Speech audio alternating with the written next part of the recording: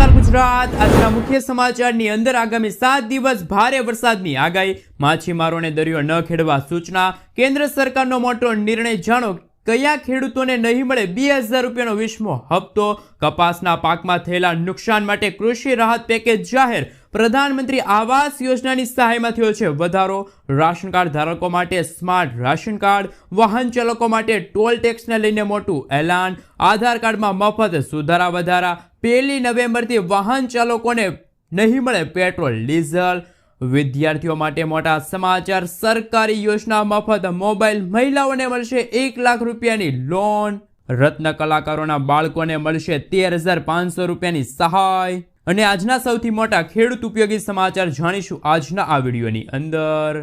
મિત્રો, દરેક સમાચાર, દરેક માહિતી જણાવીએ એ પહેલા ગુજરાતના જે પણ મિત્રો ચેનલ પર જો પહેલી વાર આવ્યા હોય તો મિત્રો ખાસ કરીને વિડીયોને એક લાઇક કરી ચેનલને સબસ્ક્રાઇબ કરવાનું ભૂલતા નહીં। સાથે આજનો આ વિડીયો છે જેને અંત સુધી જોતા રહેજો।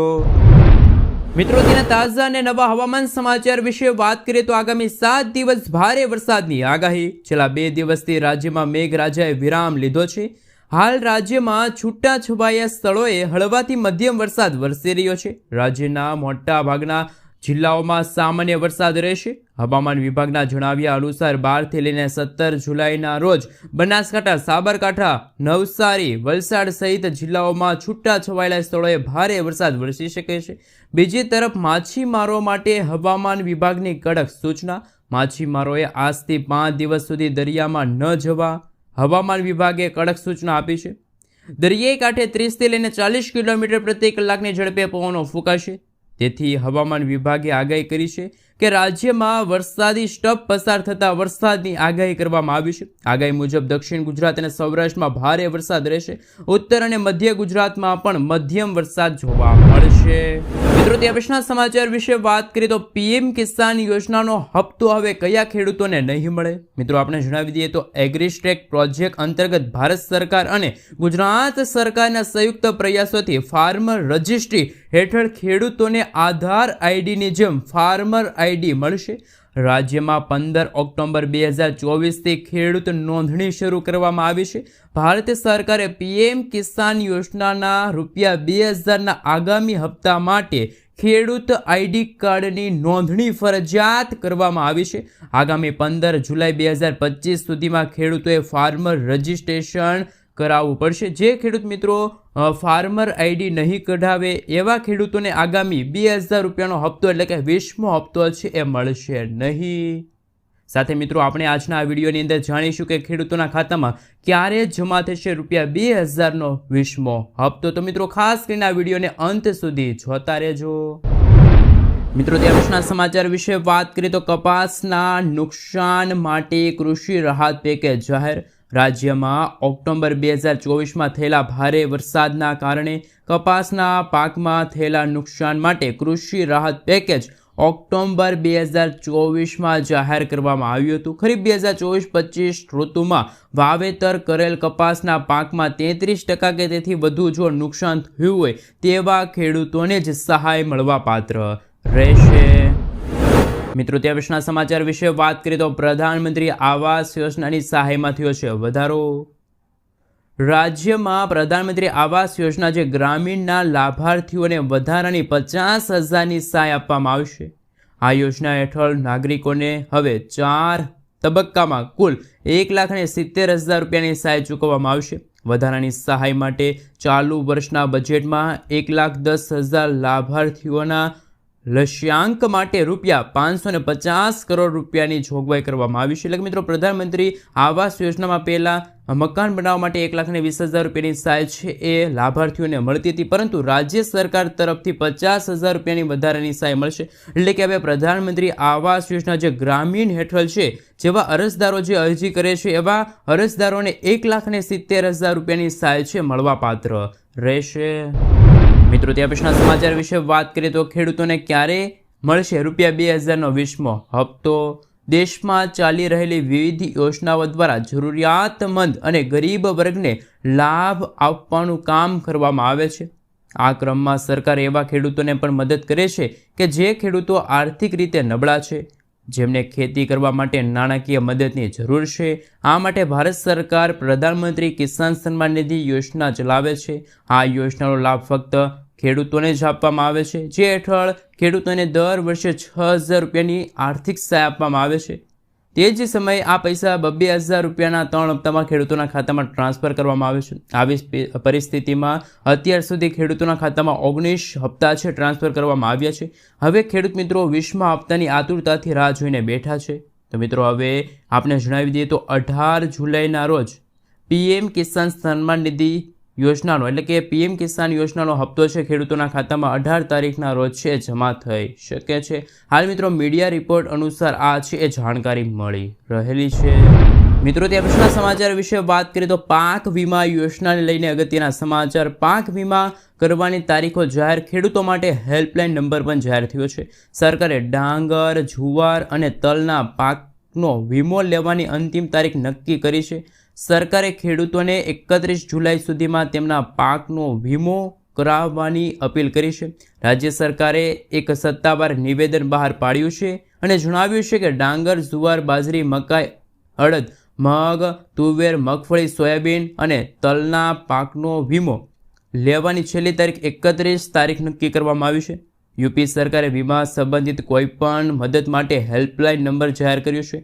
ખેડૂતો વીમા દાવા તેમજ નોંધણી છે દસ્તાવેજો અંગે માર્ગદર્શન માટે પાક વીમા હેલ્પલાઇન નંબર 14447 ઉપર જઈને સંપર્ક છે કરી શકે છે.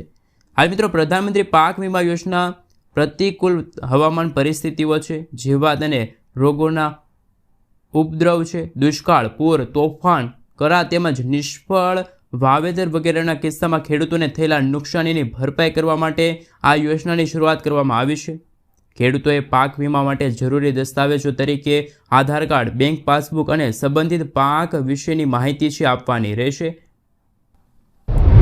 મિત્રો ત્યાં પછીના સમાચાર વિશે વાત કરીએ તો લાડલી બહેન યોજનાને લઈને આવ્યા અગત્યના સમાચાર. મહારાષ્ટ્ર સરકારે કરી છે સૌથી મોટી જાહેરાત.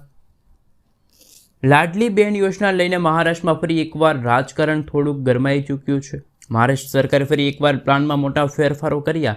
આ યોજના હેઠળ 5 લાખ મહિલાઓને 1,500 રૂપિયાના બદલે 500 રૂપિયા મળશે.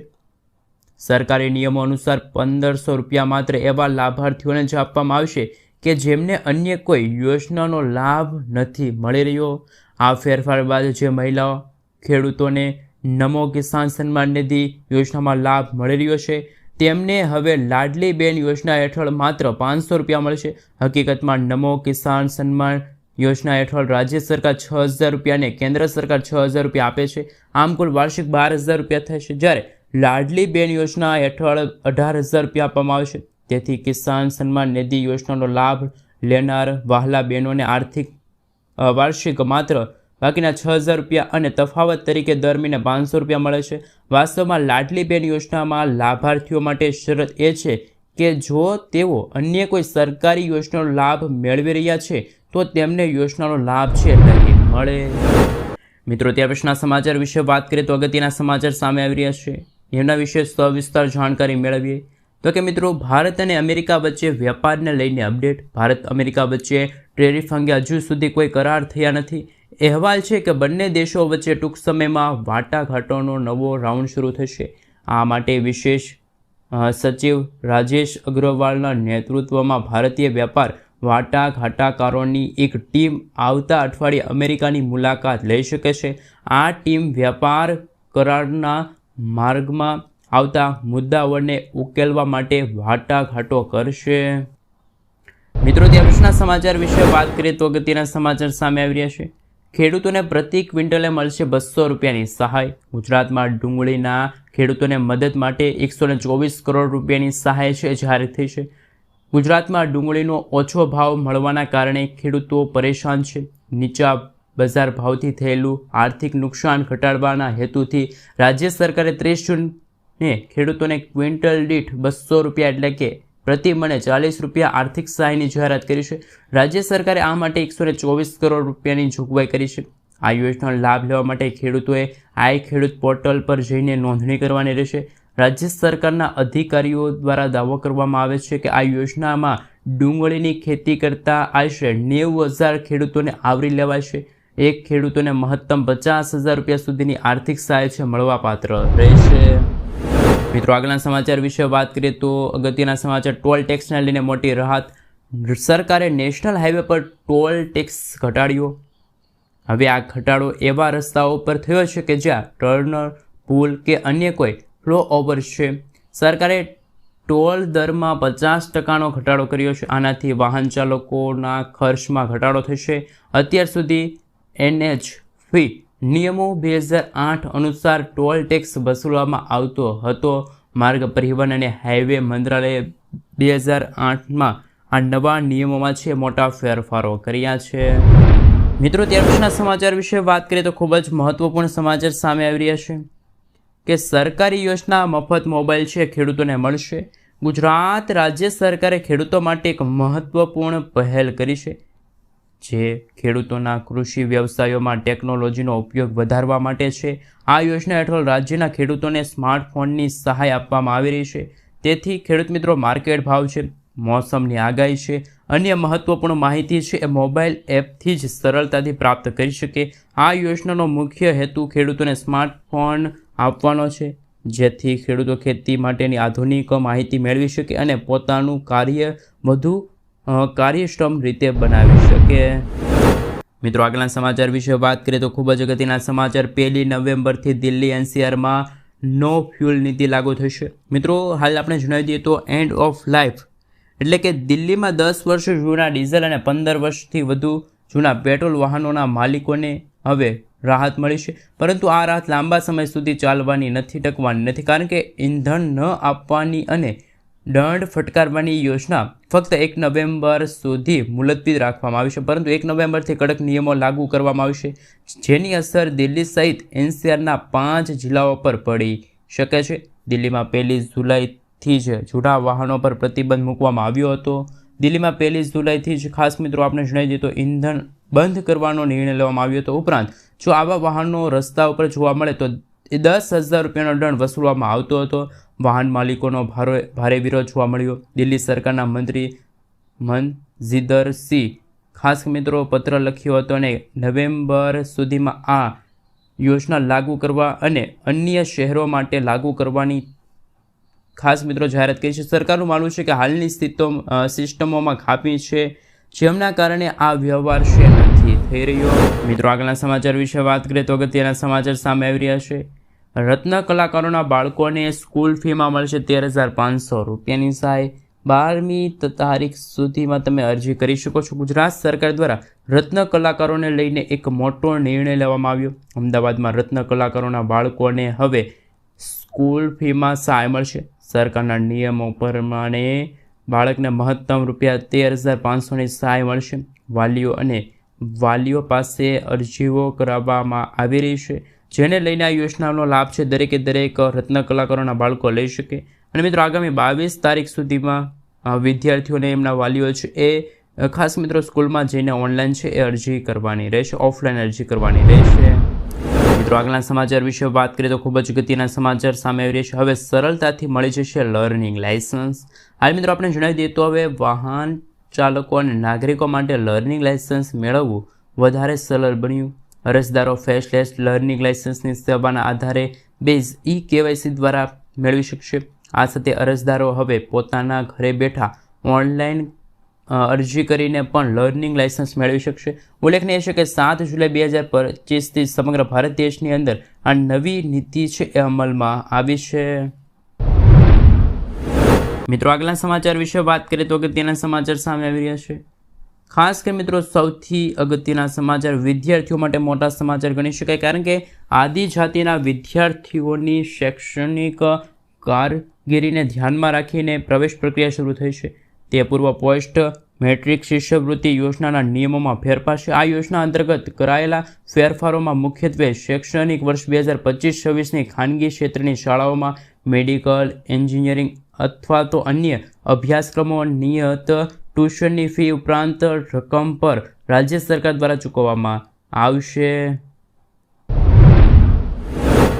મિત્રો આગળના સમાચાર વિશે વાત કરીએ તો ખૂબ જ અગત્યના સમાચાર સામે આવી રહ્યા છે. તો કે માર્કેટયાર્ડ રાજુલા દ્વારા રાજુલા તાલુકાના ખેડૂત ખાતેદારોને સહાયની સાથે તાલપત્રી અને બેટરીવાળા દવા છંટકાવ પંપનું વિતરણ કરવામાં આવ્યું. ખેતીવાડી ઉત્પાદન બજાર સમિતિ રાજુલા દ્વારા રાજુલા તાલુકાના ખેડૂત ખાતેદાર ભાઈઓએ આર્થિક રીતે મદદ થવાના હેતુથી તાલપત્રી અને બેટરીવાળા દવા છંટકાવ પંપ સબસિડીની જાહેરાત કરી છે. જેમાં મિત્રો તાલપત્રી માટે 600 રૂપિયા પ્રતિ 1 કિલો તાલપત્રી માટે સહાય, તેમજ બેટરીવાળી દવા છંટકાવ પંપ માટે 800 રૂપિયા પ્રતિ 1 બેટરીવાળા દવા છંટકાવ પંપ સહાયથી તારીખ 10/6/2025 સુધીમાં વિતરણ શરૂ કરવામાં આવેલ છે.